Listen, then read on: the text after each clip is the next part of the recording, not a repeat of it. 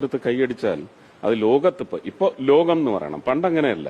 സംസ്ഥാനത്ത് അത് കഴിഞ്ഞ് പതുക്കെ മറ്റ് സംസ്ഥാനങ്ങളായി എല്ലായിടത്തും അതേയിടത്ത് കൈയടി കിട്ടും എന്ന് പറയുന്ന തത്വം തന്നെയാണ്. തൃശ്ശൂര് കുറച്ച് പ്രാഥമികത ഇപ്പൊ കൂടുതലാണ്. 2024 ജൂൺ 4 ശേഷം കേരളത്തിന്റെ പൾസ് അറിയണമെങ്കിൽ തൃശ്ശൂർ അന്വേഷിക്കണം. ആ തൃശ്ശൂരിൽ നിന്ന് ഞങ്ങൾക്ക് നല്ല സത്യസന്ധമായ പൾസ് അനുഭവപ്പെടുന്നത് അത് തന്നെയാണ് സൂചിപ്പിക്കുന്നത്. ഭരണവിരുദ്ധ വികാരമുണ്ടോ? അതിനെക്കുറിച്ചൊന്നും പറയാൻ ഞാൻ തയ്യാറല്ല. അതല്ല ഞങ്ങളുടെ മൊഡാലിറ്റി. ഞങ്ങൾ വികസിത് ഭാരത്